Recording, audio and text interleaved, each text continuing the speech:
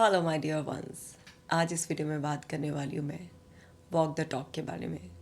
इसका मतलब है कि जैसा आप दूसरों को कुछ करने के लिए बोलते हैं, अगर आप वो खुद नहीं करते हैं तो फिर आप उनका विश्वास खो देते हैं। कई बार ना हम बहुत संस्कारों की बात करते हैं, बड़ी सारे अच्छे प्रिंसिपल सिद्धांतों की बातें करते हैं, बड़े अच्छे अच्छे ज्ञान देते हैं, पर हम अगर खुद उसे अपने जीवन में नहीं फॉलो करते हैं तो जिनको हम वो ज्ञान दे रहे होते हैं, जिनके सामने हम अपनी वो एक अच्छी सी इमेज बनाने की कोशिश कर रहे होते हैं, वो हम में से विश्वास खो देते हैं। चाहे आप एक पेरेंट हो, अगर आप अपने बच्चों को कुछ अच्छी मॉरल वैल्यूज सिखाने की कोशिश कर रहे हैं, आप कोशिश कर रहे हैं कि आपके बच्चे सच बोलें, ईमानदारी रखें, अपना काम समय पर पूरा करें, शांत रहें, अपने जीवन का लक्ष्य निर्धारण करने के साथ साथ मेहनत से उसको पाएं, अच्छी अच्छी बातें आप उन्हें बता रहे हैं। पर अगर आप खुद ऐसा नहीं करते हैं तो क्या आपके बच्चे आपकी बात को वैल्यू देंगे? नहीं। आपकी प्रीचिंग, आपकी टीचिंग और आपके एक्शंस में जब मिसमैच होता है तो वो आपकी डुअलिटी को शो करता है, और डुअलिटी को दूसरे का माइंड एक्सेप्ट नहीं करता। आप देखिए, कोई भी आध्यात्मिक गुरु हैं या कोई भी फेमस पर्सनालिटीज़ हैं, वो जिस तरीके की प्रीचिंग करते हैं, जिस तरीके की इमेज बनाते हैं, अगर वो खुद अपनी ही प्रीचिंग्स के, टीचिंग्स के, खुद की इमेज के अगेंस्ट कुछ भी एक्शंस लेते हैं तो कितना क्रिटिसिज्म, कितना हेट्रेट उनको मिलता है। क्यों? क्योंकि यहाँ पर डुअलिटी आती है कि आप जो प्रोजेक्ट करने की कोशिश कर रहे हैं, आप जो टीच करने की कोशिश कर रहे हैं, आप खुद ऐसे नहीं हैं। तो समझना होगा हमें वो चीज़ को पहले खुद के आचरण में लाना होगा, और उसको पूरी ऑनेस्टी के साथ, एक फेक पर्सोना के साथ नहीं, एक्चुअल में अगर हम वैसे हैं, हम उसे दिल से अपना सकते हैं और अपनाए ही रह सकते हैं, तभी हमें दूसरों को कुछ कहने का अधिकार होता है। पर अधिकांश लोग ऐसे ही होते हैं कि जो दूसरे को बोलते हैं, जो दूसरों को सिखाते हैं, जो दूसरों से उम्मीदें करते हैं, वो खुद फॉलो नहीं करते हैं। ऐसे छोटे छोटे केसेस में एग्जाम्पल देकर बताती हूँ। एक फादर अपने बच्चे को लेकर मेरे पास आए, बोले लगे, मैम ये ना बहुत झूठ बोलता है, इतना झूठ बोलता है कि अब ना इसके स्कूल से भी बहुत कंप्लेंट आती है, और मैम ये ना बात बात पर गुस्सा भी बहुत करता है, इसको ना बड़े सारे बिहेवियरल इश्यूज आ रहे हैं, आप इसको थोड़ा समझाओ कि शांत रहे, गुस्सा इतना अच्छी बात नहीं है, आप ना इसको बताओ कि झूठ बोलना अच्छी बात नहीं है। हम तो इसे बहुत सिखाते हैं, हम तो छोटी एज से सिखाते आ रहे हैं, लेकिन हमारी तो सुनता नहीं है, आप इसको सिखाओ, हम तो थक गए हैं इससे। मैंने कहा अच्छा ठीक है, आप बाहर जाइए, मैं बच्चे से बात करना चाहती हूँ। अब 13 साल का बच्चा है। मैंने उससे बात करी, मैंने कहा बेटा क्या ज़रूरत पड़ जाती है आपको झूठ बोलने की, क्यों इतना गुस्सा करते हैं? तो फिर बच्चे ने बताया कि झूठ बोलने से ना वो बहुत सारी प्रॉब्लम से बच जाता है, गुस्सा करने से ना वो पावरफुल फील करता है और सामने वाला उस पर हावी नहीं होता, बल्कि वो सिचुएशन को कंट्रोल कर लेता है गुस्सा कर कर। अच्छा, आपने कहाँ से, किससे सीखा? कोई तो रोल मॉडल होगा इस तरीके के बिहेवियर के लिए। तो उसने बोला पापा। पापा? और पापा बोल रहे हैं, हम बचपन से समझाते समझाते थक गए। उसने बोला हाँ। उसने बोला मेरे पापा ना बहुत झूठ बोलते हैं कि हमारा ट्रांसपोर्ट का बिजनेस है, और पापा ना आए दिन फ़ोन पे इतना झूठ बोलते हैं, मैं पापा के साथ कभी ऑफिस भी जाता हूँ ना तो पापा बहुत झूठ बोलते हैं। अब बताइए, पापा झूठ बोलते हैं इतना, और पापा बोल रहे हैं झूठ मत बोलो, सच बोलो। पापा झूठ बोलते हैं, तो बच्चा जो आप उससे कह रहे हैं वो नहीं मानेगा, जो आप उसे कर कर दिखा रहे हैं वो मानेगा। अब बच्चे को आपने कभी ये डायरेक्ट ऐसे नहीं सिखाया, लेकिन बच्चा सीख गया। आपके लगातार रिपीटेड उसी तरीके के बिहेवियर डिस्प्ले से बच्चा सीख गया कि झूठ बोलने के बहुत फ़ायदे हैं। पापा आए दिन झूठ बोलकर अपना काम मैनेज करते रहते हैं, तो बच्चा उसे स्कूल में अप्लाई कर रहा है। वो अपना स्कूल में होमवर्क नहीं करके ले गया है, तो वो टीचर से मैनिपुलेट करके उससे मैनेज कर रहा है अपनी सिचुएशन को। आप जो उसे बोल कर सिखा रहे हैं, आप खुद तो अपने जीवन में लागू नहीं कर रहे हैं। आपके अंदर तो खुद डुअलिटी है। तो बच्चे को क्या मैसेज मिला कि जो बोला जा रहा है, जो मुझे ऐसे सिखाया जा रहा है, उसके अलावा ऐसे फॉलो करना है, उसको फॉलो नहीं करना जो मुझे बोलकर सिखाया जा रहा है। क्योंकि आपका जो बिहेवियर होता है, जो आपका आचरण, आपका जो व्यवहार होता है ना, वो बहुत ही ज़्यादा प्रभावशाली होता है। शब्द तो कुछ समय में हमारे दिमाग में से हट जाते हैं, गायब हो जाते हैं, वो इतना डीप इम्पैक्ट नहीं होते। वर्ड्स जब पावरफुल बनते हैं जब उनके अकॉर्डिंग कुछ एक्शन लिया जाता है, पर एक्शन तो बिल्कुल अलग है और आप कुछ और वर्बलाइज कर रहे हैं। तो बच्चे से बात होती क्लियर हो गए। ऐसे गुस्सा भी, उसके फादर गाली दे देते हैं, गुस्सा करते हैं, खूब एम्प्लॉयज़ पे गुस्सा करते हैं, घर पे मम्मी पे भी गुस्सा करते हैं। बच्चा वहीं से सीख रहा है कि गुस्सा करके तो कंट्रोल आ जाता है, फिर मम्मी कुछ बोल नहीं पाती है, एम्प्लॉय कुछ बोलते नहीं है, तो बच्चे ने वहाँ से गुस्सा सीख लिया। अब उससे उम्मीद कर रहे हैं कि गुस्सा ना करें। अब एम्प्लॉयज़ की तो मजबूरी है, मालिक के सामने बोल नहीं सकते। वाइफ भी डर जाती है अपने हस्बैंड से। अब ये बच्चा है, ये दोस्तों पर इस तरीके से डोमिनेंस कर रहा है, तो ये इसका पैटर्न है कि अपने से छोटे बच्चों पर ये डोमिनेंस इस तरीके से दिखाता है। अपने से बड़ों के ऊपर गुस्सा नहीं करता, छोटों पर करता है। जिसको भी ये वीक समझता है कि इस पर चल जाएगा, उस पर कर लेता है। तो बच्चा इसलिए नहीं मान रहा था इस केस में बात, क्योंकि उसके फादर जो उसको सिखा रहे थे वो खुद तो वो फॉलो कर नहीं रहे थे। तो ऐसे समझिए आप कि जब तक आप खुद उस चीज़ को अपने आचरण में, व्यवहार में, जीवन में पूरी गहराइयों में नहीं उतार लेंगे, आप खुद उसको नहीं जिएंगे, नहीं हो पाएगा। एक और मैं आपको बताती हूँ, ये हस्बैंड वाइफ का केस है। जो वाइफ है वो अपने हस्बैंड को बोल रही थी, तुम अपनी मम्मी के ऊपर इतना खर्चा नहीं करोगे, अपनी सिस्टर के ऊपर इतना खर्चा नहीं करोगे, हमें ना सेव करके चलना है, बच्चों की एजुकेशन पर खूब हमें इन्वेस्ट करना है, और हमारे पास इतना एक्स्ट्रा वो नहीं है। इस तरीके से खूब ऐसे कर करके कि मतलब हस्बैंड को पूरा कन्विंस करने की कोशिश कर रही थी कि वो जो एक्सपेंसेस अपने फैमिली मेम्बर्स पर कर रहे हैं, वो सारे एक्सपेंसेस अभी हम करने की स्थिति में नहीं है, हमें पैसा सेव करना चाहिए बच्चों के फ्यूचर के लिए। तो ये उन्होंने अपने हस्बैंड के माइंड में डाला। पर जब भी अपने मायके से कुछ भी इनविटेशन आता था, अपने खुद के भाई की, अपनी भतीजे की बर्थडे वगैरह आती थी, तो खूब खर्चा हो रहा है वहाँ पर, लेना देना अच्छा खासा चल रहा है। तो क्या हो रहा था यहाँ पर ना हो रहा था मिसमैच।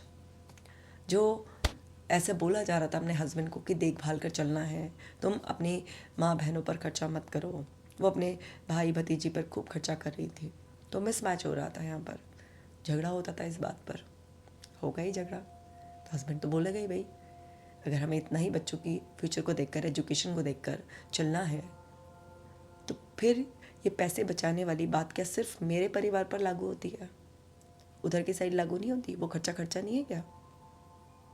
तो आप जो दूसरों से एक्सपेक्ट करते हो, आप अपने बिहेवियर में उसका मिसमैच करते हो।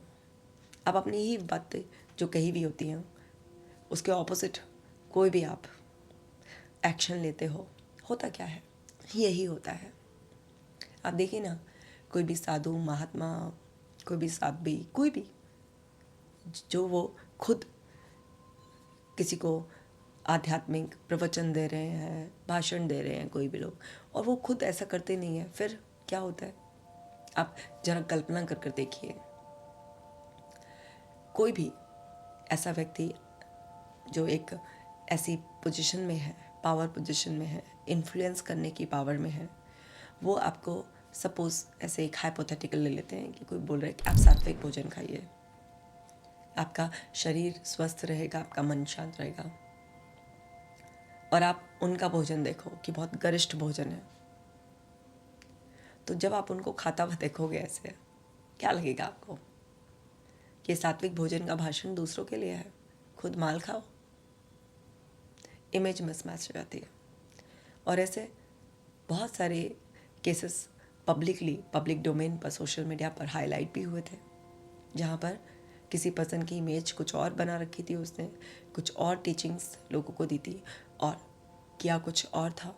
तो उसकी वजह से क्या होता है कि लोग वहाँ पर रेपो ब्रेक कर देते हैं, विश्वास खो देते हैं, और फिर आपकी बात वैल्यूएबल नहीं रहती है, ख़त्म हो जाती है।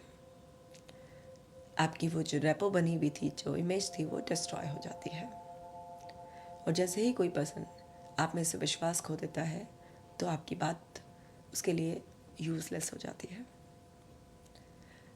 तो पूरी ईमानदारी से जो आप अपना कैरेक्टर दूसरों के सामने प्रोजेक्ट कर रहे हैं, आप जो दूसरों को सिखाना चाह रहे हैं, तो पहले वो ज़िंदगी जीनी होती है।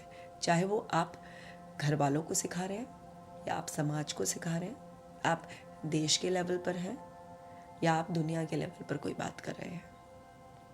इसी को कहते हैं वॉक द टॉक। अगर आप अंदर से श्योर नहीं हैं, आपका खुद पर कंट्रोल नहीं है, आप खुद वैसे नहीं हैं, तो आप पहले आत्म सुधार करें। आत्म सुधार कर कर आप उसके बाद जब उसे जी लें, लंबे समय तक पक्का कर लें अपने आप को उसमें। ये भी नहीं है कि आपने अभी नया ताज़ा सुधार किया है और फिर आप एकदम से बोलने लगे, नहीं। क्योंकि आपकी जो नई छवि आपने बनाई है, पहले उसे पक्का कर लें, मजबूत कर लें। क्योंकि पुरानी आपने कुछ सालों तक जी है, हो सकता है लंबे समय तक जियो, तो वो अंदर छवि पक्की होती है। जब तक वो नई छवि बिल्कुल मजबूत होकर पुरानी छवि को रिप्लेस ना करते, तब तक आप दूसरों को ना सिखाएं। वरना क्या होता है, परेशानी आती है, आप और मुश्किलों से घिर जाते हैं, आपको परेशानी हो जाती है। मैंने एग्जाम्पल दिया था ना वो बच्चे का, अब बताइए, बच्चा बात ही नहीं मान रहा था, कितना उसके फादर और फैमिली मेम्बर्स भी कह रहे थे, लेकिन बच्चे के सामने डिस्प्ले कुछ और हो रहा था। बच्चा अपने घर वालों से इन्फ्लुएंस होता है। जब हम बड़े हो जाते हैं तो सिर्फ घर वालों से इन्फ्लुएंस नहीं होते, हम आसपास के एनवायरनमेंट से इन्फ्लुएंस होते हैं, अपने रोल मॉडल्स ढूंढ लेते हैं। और जब भी हम एक पावर पोजीशन में होते हैं, चाहे हम पेरेंट हों, एल्डर सिबलिंग हो, बॉस हो, कोई इन्फ्लुएंसर हो, हम पॉलिटिशियन, एक्टर, मतलब कोई भी ऐसी पावर पोजीशन में, गुरुज, टीचर्स, कुछ भी हो सकते हैं हम। तो हम जब भी एक ऐसी पोजीशन में होते हैं और हम किसी को भी अपने आसपास इन्फ्लुएंस करना चाहते हैं, डायरेक्टली इनडायरेक्टली, तो वो इन्फ्लुएंस पॉजिटिव वे में उस पर्सन पर तभी रहेगा जब हम एक्चुअली वैसे ही हैं जैसा हम कह रहे हैं, वो लाइफ को हम जी रहे हैं। अगर आप खुद बहुत गुस्सा करते हैं, खुद डिसऑनेस्ट हैं, आप किसी को प्रीच नहीं कर रहे हैं, उसको कोई परेशानी नहीं होगी, लेकिन आप खुद डिसऑनेस्ट हैं, आप खुद बहुत एग्रेसिव हैं, और आप दूसरों को उसे ऑपोजिट प्रीच करें कि बी ऑनेस्ट, बी काम, तो वहाँ पर क्या होगा, इमेज मिसमैच होगी, वहाँ प्रॉब्लम होगी लोगों को। तो अगर आप किसी को भी डायरेक्ट इनडायरेक्ट किसी भी तरीके से इन्फ्लुएंस करना चाहते हैं, कंट्रोल करना चाहते हैं, उसकी लाइफ को डिज़ाइन करना चाहते हैं, आपको ऐसा लगता है कि वो डिपेंडेंट हैं, आपको उनका टेक केयर करना है, चाहे वो आपके पार्टनर हो, सिबलिंग्स हों, बच्चे हों, कोई भी हो, आपके एम्प्लॉयज़ हों, कोई भी हो, सिंपली वॉक द टॉक। जो कह रहे हैं पहले उसे पालन करें, उसे जिए। अगर आप इससे भी बड़ी रिस्पॉन्सिबिलिटी में हैं, आप सोसाइटी को इन्फ्लुएंस करना चाह रहे हैं, सिर्फ आपकी फैमिली नहीं, ना जाने कितनी फैमिलीज़ आपसे जुड़ेंगी, तो रिस्पॉन्सिबिलिटी और ज़्यादा बढ़ जाती है। वहाँ पर अपनी लाइफ को डिसिप्लिन के साथ जीने की और अपने आप पर लगातार काम करने की रिस्पॉन्सिबिलिटी और भी बढ़ जाती है, क्योंकि जितने ज़्यादा लोग हमसे जुड़ते हैं उतनी बड़ी हमारी रिस्पॉन्सिबिलिटी बन जाती है। हमें अपने अंदर का एनवायरनमेंट भी उसी के अनुसार रखना होता है और अपने आसपास का एनवायरनमेंट भी उसी के अनुसार रखना होता है, क्योंकि एनवायरनमेंट बहुत ही इंपॉर्टेंट रोल प्ले करता है। हम जिन भी लोगों के साथ उठते बैठते हैं, हमारे आसपास का एनवायरनमेंट जैसा भी होता है वो हम पर बहुत ही ज़्यादा इफ़ेक्ट डालता है। नेगेटिव एनवायरनमेंट है, ख़राब लोगों के साथ हमें, तो वो हम पर नेगेटिव इन्फ्लुएंस डालेगा और हमारे अंदर मिरर न्यूरॉन्स होने की वजह से धीरे धीरे हम इमिटेट करने लगते हैं और एक उसी इन्वायरमेंट में सिंक हो जाते हैं। और उस इन्वायरमेंट में सिंक होकर हम कैसे सबकॉन्शियसली और कई बार टोटली अनकॉन्शियसली उन लोगों को मिमिक करने लग जाते हैं, उन लोगों को इस तरीके से आसपास जो हमारे थे, जिनसे हम घिरे हुए थे, उनके जैसे हाव भाव वर्ड्स यूज़ करने लग जाते हैं, बिहेवियर होने लग जाता है, हमें पता भी नहीं चलता। तो इन्वायरमेंट का भी बहुत इंपॉर्टेंट रोल प्ले होता है।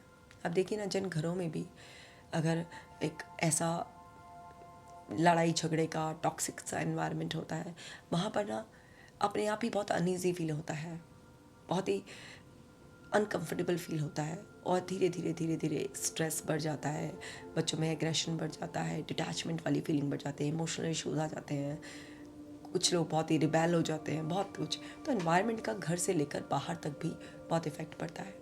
अब देखिए ना, कहीं आप किसी पब में, किसी क्लब में चले जाइए जहाँ अल्कोहल है, मतलब बहुत ही अजीब सी हरकतें कर रहे हैं लोग, अब्यूसिव हो रहे हैं, क्या है, वहाँ पर एनवायरनमेंट इम्पैक्ट करने लग जाता है आपको। अगर आपकी पर्सनालिटी से मैच नहीं करता है तो वहाँ बहुत ही अनकंफर्टेबल हो जाएंगे और आपका बिल्कुल मन करेगा यहाँ से भाग जाओ।